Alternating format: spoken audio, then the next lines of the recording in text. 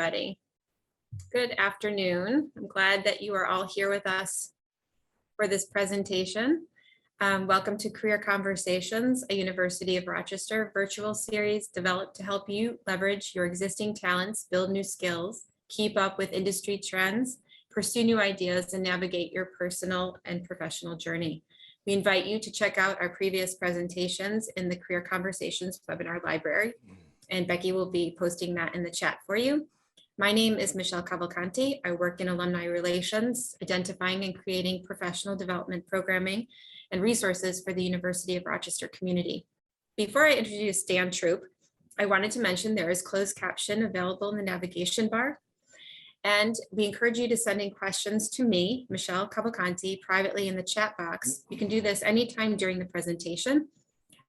You can just simply write, I have a question, and I will ask you to unmute yourself once we start the Q&A, and you can ask your question directly to Dan, or if you prefer that I ask the question for you, please just indicate that in your chat box message. Now I'd like to introduce you to Dan Troup, who will be presenting today on using the power of sales and marketing to navigate the job search. Dan is a happily retired sales executive who enjoys helping individuals successfully navigate the job search process. He refers to himself as the job search mechanic. While Dan can't repair a car engine to save his life, he can diagnose a stalled job search and get it running again smoothly on the way to landing a winning job offer. That sounds good. In his first book, Selling You, the AdvantEdge Job Search Process, he delivers a complete guide with step-by-step instructions and tools to take your job search from where do I start to when can you start? And you're going to be learning all about that today in his presentation. So leveraging his superpower of self-deprecating humor and an interest in his music and movies, he has also published more than 75 articles covering job search strategies and careers on his AdvantEdge blog site. And they are pretty funny, Dan. I just want you to know that I do read them. I appreciate that. So that makes one. That's one, right? One reader. There's a lot of good information in there. And I just want to mention that he has earned his bachelor's degree in psychology from Cornell University, his MBA from the Simon School of Business, and he's a certified professional career coach, one of our alumni career coaches that you can also find on our career resources page. And he's a member of Professional Association of Resume Writers and Career Coaches. So with all of that in mind, I'm going to turn it over to Dan. It's a very useful presentation. I look forward to hearing all the new stuff that you have to share with us. So welcome, Dan. Thank you very much, Michelle. And I'll also tell you, as you can see, I'm drinking out of my Meliora coffee mug. So we're glad to see that. See me doing that from time to time. That's what it's about. So I'm really excited to be here and again have the opportunity to talk to the Alumni Association, alumni, students, and the extended family. I'm going to share out my screen. We should have it up here pretty soon, and I'll start the slideshow. All right, I think we're in business here. So let me begin by asking all of you virtually one question. And that question is, what does selling have to do with finding a job? And if I do my job correctly today, at the end of the discussion, you should have that answer. And hint, the answer is everything. So I'm going to cover three specific topics. We're going to talk for about 40 minutes or so. And then we're going to open it up for Q&A. And I'm going to cover in those 40 minutes three specific topics. First of all, I'm going to talk about a different approach to the job search process, a different approach to finding a job. It's 4 phases covering 12 steps across those 4 phases. Then we're going to have a real-time conversation with an individual who's currently in the job search process and get some observations from that individual. I'll introduce him when we get to that second topic. And then third, I'd love to go in detail through every one of the 12 steps, but of course we don't have time to do that. So I'm going to dive deep on one critical step in the process, and that's interview preparation. So that's the plan for the next 40 minutes or so. So Michelle did a really nice job introducing me, and but I think you still should ask the question, why am I even qualified to speak to you today? And I came up with 5 reasons. I think the first 4 are really kind of boring. Simon School grad, which I'm proud of. That's not boring, but and an undergrad from Cornell. But I spent a lifetime in sales. I actually started as a financial analyst at Xerox Corporation, and I think I still hold the record as the worst financial analyst in the history of Xerox Corporation. But it turned out I could talk. So I pivoted into sales, and that's where I spent the majority of my career. So I do know a little bit about sales and now how that applies to the job search process. Yes, I'm a certified career coach, but also over the course of my career, I've completed about 3,000 interviews and successfully helped and mentored the careers of about 200 individuals that worked for me at different points in time over the course of my career. That's all the boring stuff, but I think most importantly is what Michelle shared with you, which is really kind of my elevator pitch. It's my branding proposition, which is I'm the job search mechanic, and I am truthfully terrible with tools. My wife owns the toolkit in the family, but I do know how to diagnose stalled job searches and help that individual or individuals get their job search running again smoothly on the way to landing a job offer. So that's why I feel like I'm qualified to speak with you today. So let's start with the first of those 3 topics, that the AdvantEdge job search process. If you were to read today's news headlines, you might think that all you need to do to find a new job is, hey, raise my hand. Hey, here I am. Get your resume, put it up on the job board, and the world's going to come beat a path to your door. I mean, I pulled a couple of headlines. This one was from the CNBC website. Great resignation has put many workers in the driver's seat for the first time in 30 years. Then recently from the New York Times, job gains offer a brighter picture of the U.S. economy. Okay, sounds pretty good. The job market must be hot. But then my question is, if it's so hot, why is it so challenging for you to find your first job if you're a recent or a soon-to-be college graduate, or your next job if you're currently employed or in the middle of a job search? Because I see a lot of those people coming to me.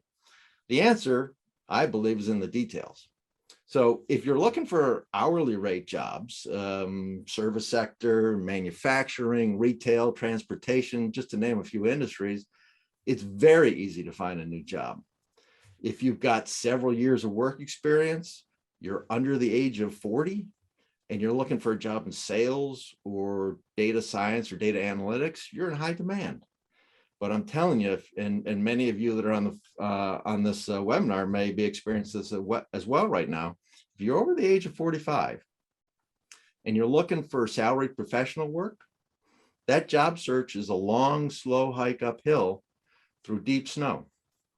And if you're a recent or soon-to-be college graduate with limited work experience, you're right now competing with a glut of students that are still searching for that first post-pandemic job. And you're not competing just with your peers, your soon-to-be 2022 graduating class, but graduating classes from 2020 and 2021 as well that got caught up in the pandemic downturn. So I say for most of us, landing a job in today's job market is going to take a lot more than just a new resume and a link to the online job board. And that's what I'm here to talk to you about. So as you might have guessed from the title to this webinar and also the title to my book, I think that succeeding in your job search, you need to start thinking and acting like a sales rep. So you're going to hear me say that over and over again in the course of today's discussion. I think that to win your job search, you got to start being more like a salesperson. That's my mantra. It's really my worldview. But that might require you to change your view of sales.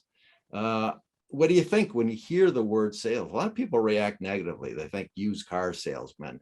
Maybe you think of, and this is one of my favorite movies, and I'm sure I'm dating myself, but Alec Baldwin in this classic movie that I've got up on the screen, Glengarry Glen Ross, where he tells us coffees for closers, and ABC, you got to always be closing. It's not a flattering image. I think society and our culture have conditioned us to view this act of selling as some kind of substandard profession, a lot of times lacking in integrity. So when someone like me comes along and tells you you need to sell yourself to find a job, you might be thinking, yeah, right. And you might tune me out. But I'd ask you to hold on for a second, because perception really doesn't equal reality in this case. And that's going to have significant implications for you in the job search process. Selling is not all about talking. It's not about pressure.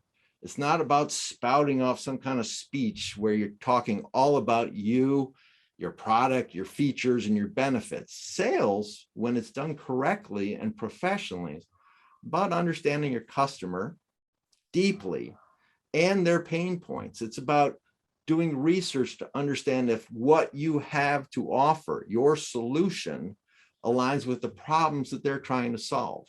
And if that answer is yes, then it's about having the confidence in yourself, which is the solution in the case of the job search, to deliver the required results. And that's really at the core of our discussion today. Thinking and acting like a sales rep is going to be essential to a successful job search. So let me set some expectations for this AdvantEdge job search process, this 12-step job search process that I'm going to cover today, specifically kind of what it is and what it isn't. Well, it is a new perspective on winning the job search, and it is a systematic approach to helping you find your next job.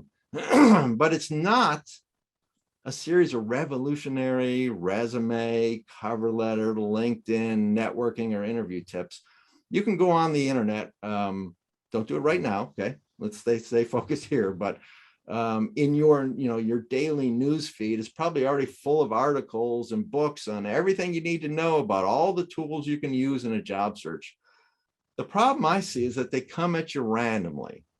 One day you're getting articles about interviewing. The next day you're getting articles about resumes or cover letters and so forth, and there's no process. So I look at it this way.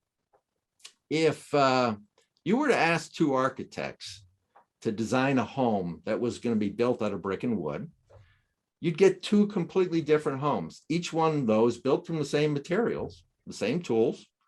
One home you might want to live in, the other, maybe not so much. Same materials, different results.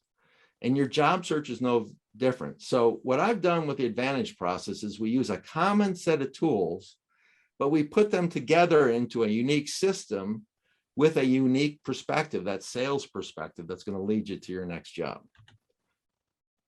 Now, I love this slide. I kind of wish sometimes that I was back in the era of the days of the gold rush, but make no mistake, the job search process it's hard work, and it takes time. And finding that next job or your first job can be a full-time job all by itself. There's no magic gold nugget that's going to produce a job for you in just a matter of days.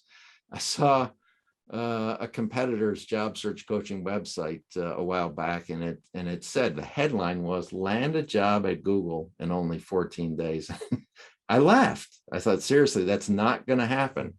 I spent a lot of time in the corporate world, in technology, as a matter of fact, as a hiring manager. And I know that it can take at least 30 days or longer just to get my job posting approved. Then it's another 2 to 4 weeks before I started to see candidates show up in my calendar, and I could start completing interviews, and another 2 to 3 weeks just to get an offer letter approved and accepted by the final candidate. So realistically, I tell my clients, if you're planning out your job search, and these numbers were pre-pandemic, not post-pandemic, and I don't know whether or not, Michelle, I don't know whether we're post-pandemic now or still in the middle of it. I think we're still kind of in the middle of it. So before the pandemic started, I used to tell my clients that if you were a mid-career professional currently working and you were looking to switch jobs, you could expect about a 3 to 4 month job search. If you were a recent college grad, I tell every one of my college students that I'm working with, your job search for that first full-time professional position, I'm not talking about internships, Your job search for that first full-time professional position starts on day one that you step back on campus for your senior year, because you should plan for a 7 to 9 month search. And then if you're over that 45-year-old mark, you're a 50 plus professional, you are going to face the very real challenges of ageism in the job search, and you got to expect that your job search could extend to 12 months or longer. It's important to have the right expectation, because having the right expectations combined with a process can help you avoid frustration, depression, and so forth as you go through the job search. Now, if your primary job search strategy revolves around the online job boards, Indeed, LinkedIn, Monster, and your idea of executing that job search is get resume, post resume, hit apply, you might as well take your money and go buy a scratch-off lottery ticket. I say that job search technology that we have at our fingertips today is both a blessing and a curse. It's a blessing because it makes it applying for openings relatively quick and easy. But it's a curse for two reasons. The first is these job boards are creating a false impression for you that they represent the universe of all available jobs in the country and beyond, when in fact they don't. They actually, according to the Department of Labor, they represent about 20% of the available jobs. And secondly, and I think even more importantly, it's a curse because it allows you, the job seeker, to take the path of least resistance. That's the way, that's the way water always goes, right? It's a lot easier to sit behind a keyboard and submit job applications all day than it is to build a job search plan, research targets, contact strangers, get out in the community, do the hard stuff to build a professional network and get your referrals for the job that you want. Now, thinking like a sales rep again, most successful sales reps understand that time is their precious resource. So they're going to plan where and how they're going to invest their time. So when it comes to your job search, thinking like a sales rep, think about how you're going to invest your most valuable asset, time. Plan where and how you're going to invest that time. You know that for online job postings, on average, everyone gets about 250 applications, and 220 of those are never even seen by a human. So then the 30 that get seen by an HR professional get looked at for 6 to 10 seconds. Out of that, they pick about 10 people to call in for that first round screening interview. About 3 of them will make the cut to advance further in the sourcing process. And of course, only one person gets the job. Well, your odds of winning, check your state lottery website, whatever state you're in here in the United States, and look at the odds for winning a scratch-off lottery ticket. The odds of winning a scratch-off lottery ticket, I can tell you, here in the state of New York, are better to win that scratch-off ticket than they are getting an interview through online job posting. Combine that with the fact that that statistic from the U.S. Department of Labor, about 80% of the jobs never even been posted. And I'll close this piece of the conversation out with an analogy. If you're going to go fishing, do you want to go fishing in the pond that only has 20% of the fish in it? Or do you want to take your boat to the big lake where 80% of the fish are living and just waiting for you to put your pole in? That's what you want to get to with the AdvantEdge job search process. So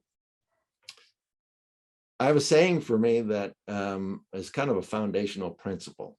I say selling's like breathing because we do both every day of our lives. And you might think, well, I don't sell. Well, whether you're talking about products, solutions, or services, if you're in a debate or a discussion in one of your classes and you're pushing a position or a set of ideas, you're selling. And when you're looking for your next job, you're selling the most important product in the world, and that's yourself. As I said previously, sales is about understanding your customer as well, if not better than they understand themselves, and knowing what their pain point is and how you as a solution can eliminate that pain point and create positive business outcomes. So who's your customer? In the job search, your customer is the hiring manager and the hiring organization. And their pain point is the open position because they have work that needs to be done and there's nobody there to do that work right now. targets being missed, customer inquiries, not being addressed or unfilled, you name the problem, there's nobody there to solve it. So you want to be able to learn how to position yourself as the solution that you can use to demonstrate to the hiring manager how you, better than anybody else, can solve the problem and create a positive result. So I want you to start viewing your job search through this sales lens and understand that your next job is the most important sale of your career. Here's a little job search math for you. And you can go through the numbers on the slide, but let me just net it out for you in the interest of time. This data, the job search success probability, the third line in each of the two sections, comes from a company called JobVite. They have one of the leading applicant tracking system software solutions they sell into the corporate market. So they have a visibility into how jobs actually get filled. And they're able to calculate the success probability based on strategy number one, securing a professional job just by applying to jobs online. It's less than 1%, versus securing a professional job with networking and referrals. And that's almost 7%. That's a 700% greater probability of landing a job using networking as one of the strategic pillars in your job search process versus just hitting click, click, click. Again, still using this sales methodology. Sales reps think about their business in terms of a funnel. They need a lot of prospects at the top end of the funnel.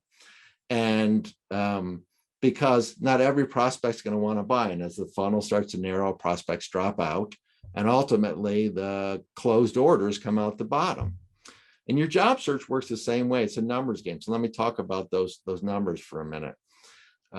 You need to think about building out a professional job search network. That's a big part of the AdvantEdge process, because that network works a lot like a sales rep's prospect funnel.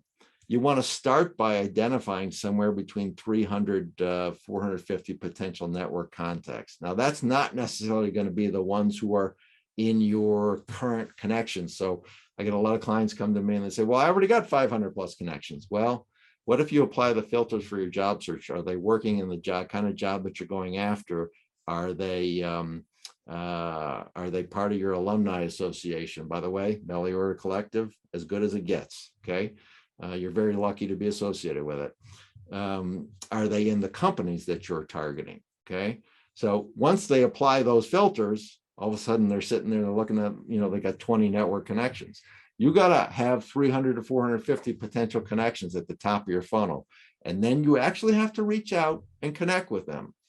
And you're going to be in the networking Hall of Fame. You're going to be the Derek Jeter of networking if you're able to connect with about a third of them and meet with them and pull them into your job search professional network. That's going to end you up with about 100 to 150 folks that are in your corner now and are going to be helping you, looking out for you that you can use for referrals. And that will ultimately produce about 7 to 10 specific job opportunities where you get pulled into the interview or the sourcing process. And then if you research and prepare properly for those 7 to 10 opportunities, you will get at least one job offer. That's the math. That's how it works. And if you apply the process that I'm about to show you, it works.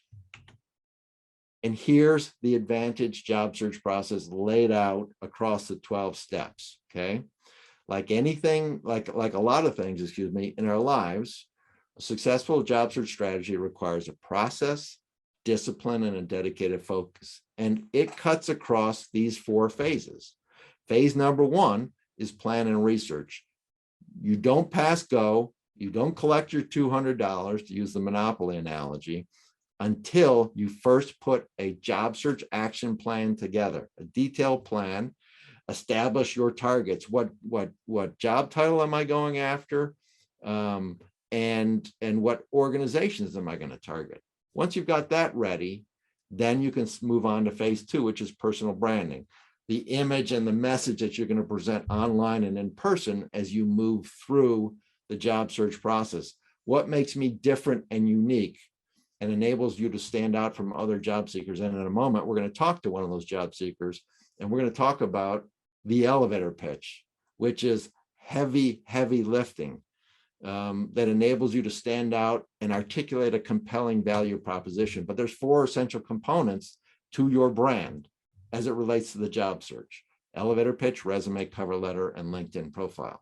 You get those all together, now you're ready to start talking to people. That's where you get into networking. You've got your funnel development, identifying that top layer, the 300 to 450 folks that you potentially could reach out to. And then the exploratory meeting and network maintenance, the 100 to 150 that are going to be in your corner. That organically and inorganically will start to produce opportunities for you. And that's where you get into the final phase, the personal selling phase, where we talk about interview preparation. And then lots of interview types. I've got a slide on that a little bit later, but I focus on the screening interview and the hiring manager interview. And then once you get the offer, it doesn't stop there. You've got to learn how to evaluate offers. And then what do you do in the first 90 days in your first job? So with that, I'm going to stop sharing. Let me stop sharing here. And I think we can bring it up. Can we bring Aaron into the conversation here? Awesome. Okay. I want to introduce Aaron Sapolnik, who is he's a real life job seeker. Okay. And he is a computer science and economics major at the University of Rochester, graduating. We believe, if he stays focused, we believe he's going to be graduating in May of 2022. And I'm going to embarrass him just for a minute before I start asking him questions, but I'm going to embarrass him by saying that when I was 21, if you had asked me to get on a webinar, if we even knew what that was back then, in front of 100 or more people, I don't think I could have done it. So I am just thrilled, Aaron, that you were willing to join us, and I congratulate you. So I appreciate that. So welcome, Aaron. Yeah, thank you. I'm happy to be here. Awesome. And I was kidding, Aaron, that in some of our sessions together, I usually get to see him in a hoodie and sweatshirt or something. Yeah. But for you folks, he's got the collared shirt on. Okay, so that's awesome. All right. So Aaron, I got a few questions for you. Sure. When you first started your job search last year, did you have a process, and what did you think? What were your expectations about what it was going to take to land a job when you graduated, and what was your experience like? Yeah, well, last year I actually did start right when I got to school just land an internship, actually. Okay. And I had like a spreadsheet of all the places that I was going to apply to. And basically all I was doing was just going on LinkedIn, setting up job notifications, and just kept applying to those over and over again with the exact same resume with probably. What was that experience like? What were you, did you get lots of job offers? I heard back from quite a few, but I didn't receive any job offers. No. Okay. Yeah. All right. So compare that today, and no secret, I invited Aaron on because he's one of the individuals that I've been working with. But once you started using this AdvantEdge job search process, or a more programmatic process approach to your job search, what's kind of changed? Well, I've started to keep track of people that I've talked to in the past, and I reached out to them again to see if there's any opportunities that they had to offer, because I know I met with them, and I mean, I just reached out to them, seeing what positions are there. Okay, so you started incorporating networking and into the Okay. Now, when we first began the search process together, had you ever heard of the term elevator pitch? And how did you answer that question when someone asked you to, hey, Aaron, tell me about yourself? I did hear of an elevator pitch. I didn't really have one myself. So when someone asks me, like, tell me about yourself, they're just like, my name is Aaron Sapolnik. I'm a computer science and economics major at the University of Rochester. Yeah. Do you feel like And that differentiated you from people you'd be competing with? not really, because everybody else would be Do a you think computer you were science selling major. yourself short a little bit? Definitely, yeah. Yeah. And when we started talking about doing the elevator pitch, was it heavy? I call it heavy lifting. Was it how'd you feel about that exercise? I actually really liked it. I get to really talk about So you're a myself sucker more. for pain is what you're telling Yeah. us, right? Okay. All right. Okay. Talk a little bit though about defining your value proposition as a point of competitive differentiation, because as you just alluded to, you when you introduced yourself, you said first you were just a computer science graduate, but now I notice when I look at your LinkedIn profile and having talked to you, you really position yourself as a software engineer with 3 years of internship experience and then a dual degree in computer science and economics. How do you think that impacted your search? Well, now I have, instead of just going in there with like a basic introduction, I now like have a story about myself, and I use that story everywhere. So I say that I'm a software engineer, and what differentiates me is that I have 3 years of internship experience, and I try to focus as much information on that and come up with like star stories about each internship, about like the pros and the cons and how I learned from those internships and how I could use what I learned in the future. And it also helps me because now I use that story in my resume, the cover letter, and even the elevator pitch. It all wraps around in that Look software at you engineer with telling 3 years. look at you talking about stories, Yeah. Aaron. That's awesome. That's great. Yeah. All right. Next question for you. Because a lot of people focus on the resume, and I know you did too. How do you think your resume evolved from one that was focused more on duties and responsibilities to one that now kind of highlights accomplishments and quantitative results? Yeah. So last year my resume was like an essay. It's just words from top to bottom, just everything I did throughout my internships. And I don't know, I feel like if a recruiter would look at it, it'd be like, they just put it off to the side. There's just too much to look at. So now it's just a small sections about the accomplishments during my internships, and then it focuses a lot of my accomplishments and everything, all the skills that I've learned over my 3 years of internships. And I really capture like the key details of what I've learned. And it also, when they have those online scanners, it captures those keywords from their job search. And so how did that translate into, because I know you started getting interviews, how have your interview skills evolved or changed over the course of the search?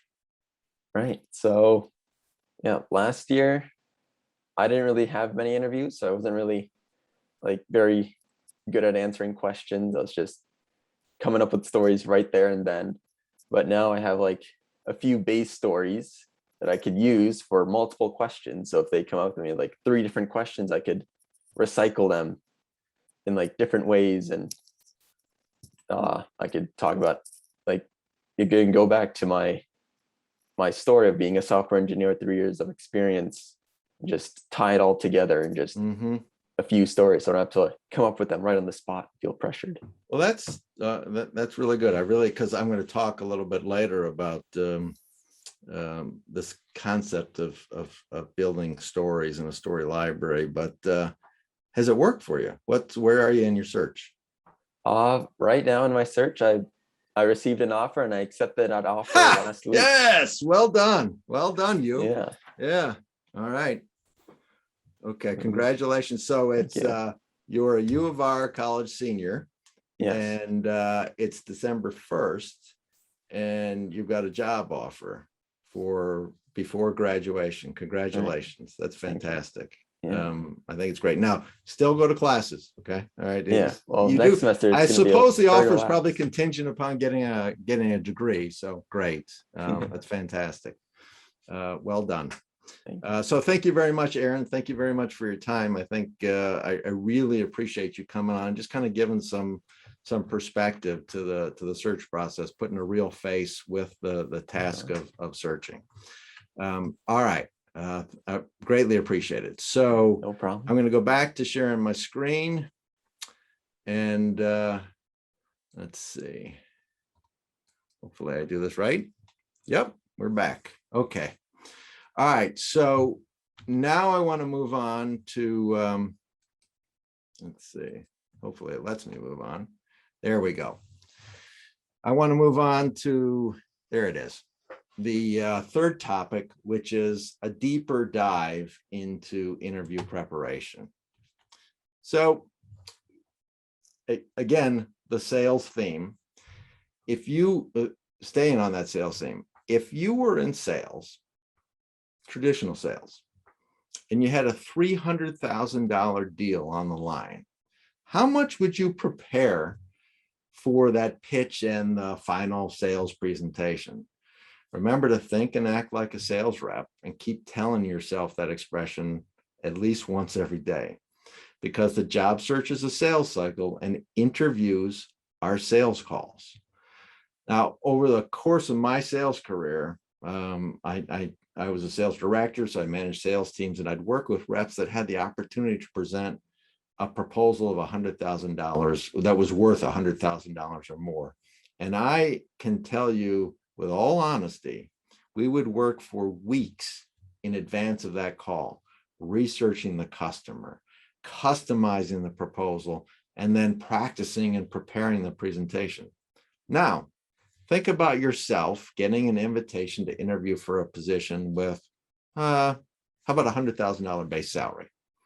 It's not out of the realm for anybody on this call, depending on even those who have been in a job or career path for many years, and even undergraduates as well. Average job tenure is somewhere now between 2 and 3 years. That, thinking like a sales rep, tells you that interview is a $300,000 proposal. So are you just going to wing it and hope for the best?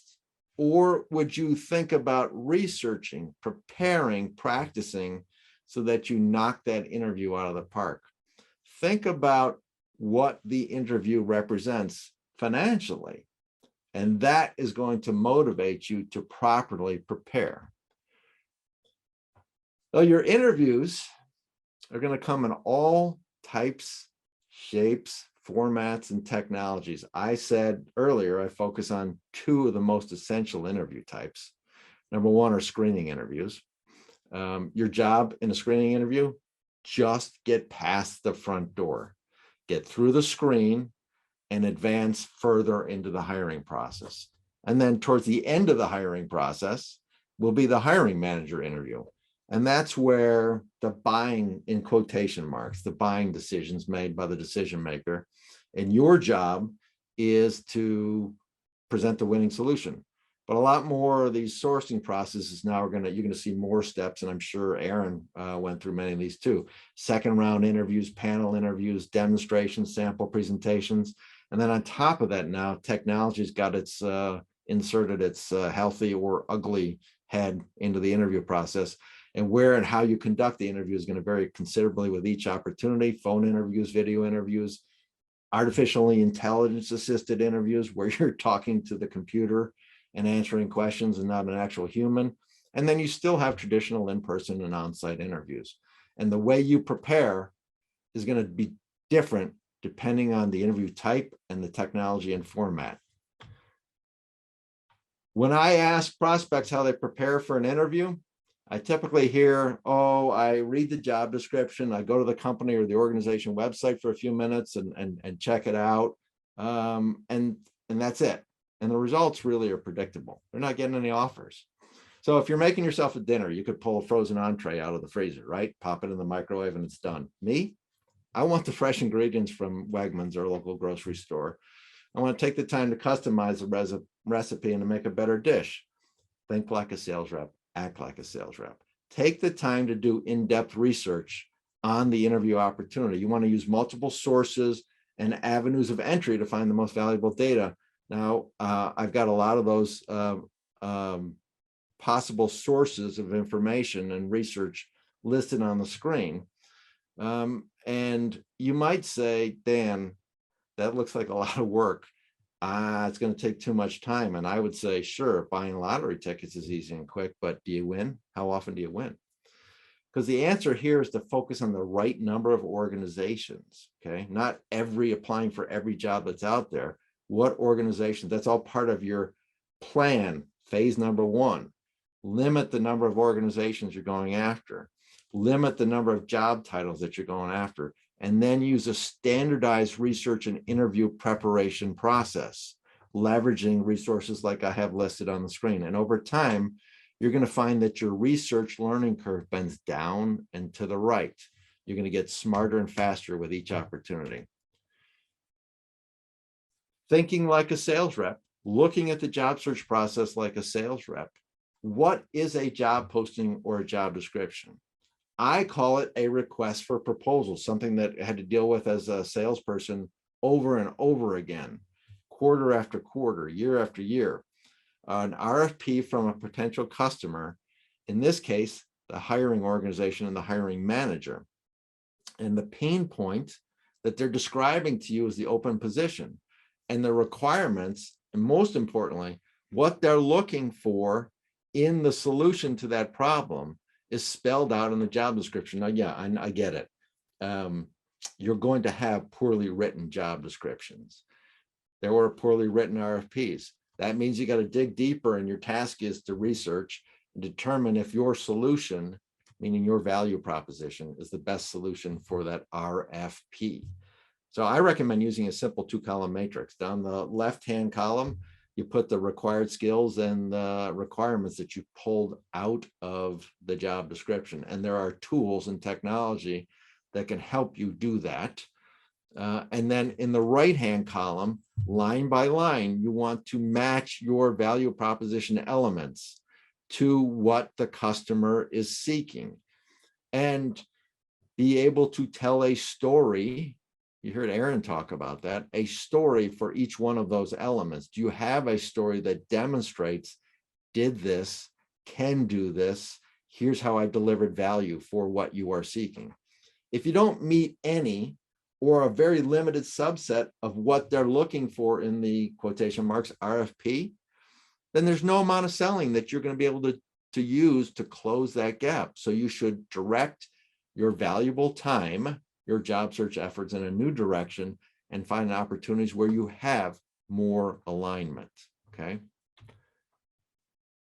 Now, I love this quote from a little gentleman by the name of Plato: those who tell stories rule society. The internet is filled with articles about how best to prepare for and succeed in an interview. And you're going to typically see articles. This is one of my favorite ones of all time. Headline for the article was the top 75 most common interview questions and answers. And when I see articles with headlines like that, I laugh. I mean, I'm laughing even now. I can't help but think, how is one person possibly going to memorize 75 questions and answers? I can barely remember what I had for lunch the previous day. And even if you do somehow retain all that information, you memorize 75 answers, you're going to look and sound like a robot in the interview. And nobody wants to hire a robot. So I recommend developing a library of up to 15 star stories. You heard that term from Aaron. What's the situation? What was the task you had to take on? What actions did you take to complete the task? And what were the results? And you develop this library, 5 stories about top requirements, 5 stories that relate to top soft skills, 2 that relate to hard skills, 1 that shows your fit with the organizational culture, 1 where you talk about your weakness in an area that you're working to improve on, 2 that talk about your strength, and then of course 1 that is your elevator pitch. That adds up to 15. See, I did use my MBA, Michelle, for a reason there. 15 star stories. Now, how do I use those 15? So what if they're not asking me that exact question? Well, like any successful politician, when they're asked a question by a reporter in a debate, do you ever see them answer that exact question? No. They spin the question just slightly and deliver their desired answer. And you can do the exact same thing in the interview. You listen to the question asked, and then you pivot your answer slightly to align with one of your stories. Hey, Dan, tell me about a time you faced a challenge. Well, you know what, Michelle, that's an excellent question. It really reminds me, or relates directly to a time when, and then I insert my story. Okay. So don't memorize 75 common interview questions and answers. Build a library of stories, one that you can get comfortable delivering in a conversational manner. That's one of the things I picked up from what Aaron told us. He got comfortable telling his stories, and that's what you need to do. So that brings me to the end of the formal part of our conversation, and I think, yeah, we're doing pretty well. For you today, I do have, this is not an infomercial, I promise, but I did talk to the alumni organization about making my book available. It's in paperback, ebook formats. And from my website, there's a discount for the month of December, 20% discount. And the information on where to go and how to go is up on the screen. But I think it's easier if we use this slide. You can go to the bit.ly URL, or you can even scan the QR code. The promo code is UR 2021. Always good to have a book. Okay. There's, paperback book in your hands to kind of help guide you through. It walks you through step by step everything you need to do from phase 1, step 1 through phase 4, step 12. It's all detailed in the book. With links to resources and toolkits, and there's 25 plus tools that you gain access to. So that's all available. So I think now we can open it up, correct, Michelle, for Yes. questions? Awesome. I'm back for Q&A. Okay. So I invite everybody to continue sending questions in the chat to Michelle Cavalcante, and you can ask your question directly to Dan, or I can ask it for you. We do have a couple of questions that have already come in. So the first one is they want to know how could I possibly actually be 61? Is that the question that they were asking, Michelle? Yes, we got that question a lot, actually. Absolutely. Gotcha. All right. Awesome. But I'm going to go with another question instead. And this question is about remote work and the pandemic. So the question is, how is the pandemic and these trends of more remote positions impacting the job search process? Okay, that's a fair question. One of the things you need to do in both your branding materials and in your interview answers is make sure, because being able to work remotely now is going to be a given in a vast number of the positions that are out there, whether it's 100% remote work or some sort of hybrid. Or if you're in the office, you may be still working with other coworkers who are working remotely. You have to demonstrate that you know how to use remote work tools, that you've got experience with Zoom, that you're good on conference calls, that you're able to communicate electronically, whether it's with Microsoft Teams or Slack. You want to insert a proficiency with that kind of technology. You want to show that you are independent and reliable. Give me the task or tasks that I need to do. And if I'm working remotely, you can have confidence that I've demonstrated an ability to deliver deliver results without having to be managed with somebody standing right over my shoulder. And then when it comes to networking, the days of meeting up with someone at Starbucks for a 20-minute cup of coffee, that's kind of off the table. And so you've got to get good about doing virtual video chats so that you can build your network that way, or phone chats. So that's one of the ways I think that it has impacted it. On the plus side, it has expanded your search area, because I can be living in beautiful sunny Rochester, New York, and I can go after a job in California because it's a remote position. I have lots of clients that have leveraged that to their advantage now. So in a way, it's expanded that pool, that 80% of the lake where the fish are living. There's more fish in the lake now that you can go after. Thank you. There's another question that came in, and it's asking, does this strategy apply to public and nonprofit sectors as well? Well, Your strategy. I love that question. And I always try to, I may have slipped up today in my talk track. I've worked for both corporate as well as nonprofit. I actually was an employee of the University of Rochester at one point, Michelle. So I've seen it from both sides, but the process it works equally well because organizations, whether they are for-profit or not for profit, they all have problems. They all have pain points. They all need to or should be measuring themselves based on quantitative metrics, whatever the job is. And so this process works equally well for profit and not for profit, but it requires you to research the organization, to research the culture of the organization, so that you can adapt your positioning and your value proposition to that specific organization. Thank you. Do you think that you should take, it's an opinion, would you take a position that's lower than what you anticipated in order to get your foot in the door? So I'm gonna answer this with two situations. The first is probably the more difficult, okay?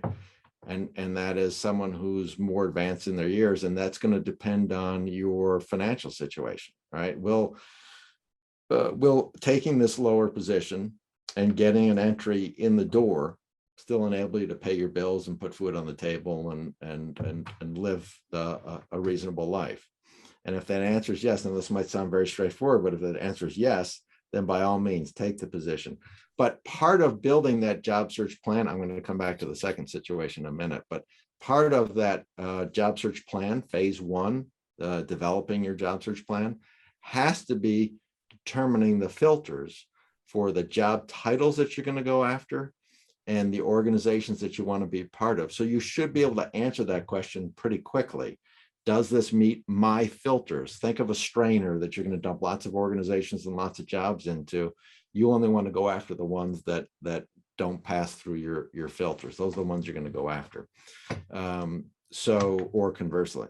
Now, the second situation, soon to be grad or recent college grad, with limited work experience, I tell every one of my clients that are in that situation, your first job, even your second job, you're going to be paid more in experience than you are in income. And so your job is to get a professional job where you can begin to build the life experiences, the career experiences that will enable you to tell even more powerful stories as you move on and advance in your career. That's good advice. Okay. With that in mind, going back to the remote work situation for a minute. I'm going to stop you for a second. Yes. Because as I was thinking about my answer, I want to expand on it just for 1 minute. Okay. Yeah. It's actually my favorite chapter of my book. It's the last chapter of the book. And I have the luxury of a 30+ year career and now being retired and being able to look back on that career. And there were 5 things that I thought about that came across, as important over the course of the career. There's income. Okay. All right. That's important, but income is not a satisfier. It can take you from dissatisfaction to a level of neutrality in your work. There's job title. Once you get to a certain point, you can look back on job title and say it really wasn't that important. They're just names. All right. Recognition. I got boxes and boxes of plaques and crystal trophies. They're all gone. We Kim Commandoed the house and reorganized. They're all gone. What's really stayed What's the most important over the course of a career? Relationships, okay? The relationships that you build, those are going to be people that are going to become your friends for life, and learning. Always learning, constantly being learning. And so that's another way that if you think about those 5 things, that's the perspective I would apply to choosing a position. All right, so now back to your Well, we have about question. 4 minutes left. Okay, all right. So I just want to give you that heads up. Yep. Just real quickly about the remote thing, but I also wanted to ask you about networking. So Yes. the first one is, would you accept a position for a remote position if you know that you'll never move there? So meaning, if there's a possibility that the job would go in an in-person situation, is that something that employers lay out ahead of time, or is that something that you should lay out ahead of time? So that would be a quick answer, because I have another. Yeah, I think we're in a brave new world here, because and employers are trying to figure out how to handle that, and they can't look too far in the future, but I think you've got to anticipate and ask that question: is this going to be a permanent remote position, or is there a possibility that it will end up being hybrid or back into the office full time? And based on that answer, you have to be prepared and be willing to make that move. Thanks. I just think that's an important one. It keeps coming up. People keep asking about that, and so I wanted your opinion. And the policies are, you can read, go to CNBC, go to Fast Company, any of those publications, and you're going to see that organizations are evolving, and a lot of times they're taking the lead from some of the larger, the FAANG companies, Facebook and Google, Alphabet, Amazon. They're all kind of leading the way in terms of how organizations are adapting. They're setting the policies. So now with our 3 minutes left, okay, my question to you, it's kind of bloated, but my question is, we have 10,000 people on the Meliora Collective now. It's growing every day. We have LinkedIn, another useful tool to connect with people. Sure. The word networking terrifies people. And this is part of your, part of the process. Mm-hmm. We've actually renamed, sort of networking to be connections on the Meliora Collective, because it's how we want people to look at it, that it's a connection that you're making. So my question to you, and I'm looking at the clock, there's only 2 minutes left, is what are the biggest misconceptions with networking that we should just throw by the wayside, so that we use our community and leverage the University of Rochester community, but also obviously the greater world out there? Yep. So in the best ways possible. So definitely you want to leverage the Meliora Collective. You want to, it's always great to have a warm connection, and being a fellow alumni establishes that warm connection. But even within the 10,000, you're going to want to filter by job title and organization to get it down to a manageable number. Now, specific to your question and the limited time that we have, stop viewing networking as a transactional event. I want to network with Michelle Cavalcante. I need to get something out of it from her. It doesn't work that way. Networking is a two-way street. You have to view it. Can you give as much as you're going to get from the relationship? And if you're scared about talking to people that you've never met before, you have to approach networking through the lens of intellectual curiosity. I would like to meet with Michelle, talk to her in person, talk to her on the phone, talk to her through video chat, even if I wasn't working or looking for a job. I'm interested in how alumni relations work. I'm interested in her career path. And there's a book that I recommend within my book and within my coaching process, the 20-minute networking meeting. Go get that book. I know Aaron used that book. It teaches you how to network in a professional manner and do it in a 20-minute meeting. And it's based on intellectual curiosity and a two-way street. And we should do another webinar just on networking, Michelle. That would be great. I think that. Yeah. I think people would really like that. Yes. I think it's one of those things that really, it makes people nervous to do, but I feel like, especially with the Meliora Collective, and I am going to put in a plug for it, of course, because we manage that platform. But everybody's raising their hand. They're on there. They've opted in to be part of this community. And the way that it's different from LinkedIn is that it allows you to celebrate your University of Rochester connection. So you already have things in common with people that you're reaching out to, whether it's you are on a soccer team, or whether it's one of the clubs, one of the 5,000 or no, sorry, not 5,000, 500 plus, student groups that we have. So if you haven't joined and you're on the call or on the webinar, please do join us and take a look and use it. And Dan's on there. And I'll just take this opportunity to thank you, Dan, for another great presentation. Well, thank you, Michelle, and thank you to Aaron as well. And thanks to Aaron, if he's still on the call, hopefully he's still there. And we really appreciate those stories and the process that you're using. And we hope that everybody uses the QR code. Very generous of you to share that with us. Yep. And we look forward to the next one. All right. Thank you Thank very you much. for your time. Thank you. Take care. All right. We'll be sending out the recording. Thanks, everyone. Yep.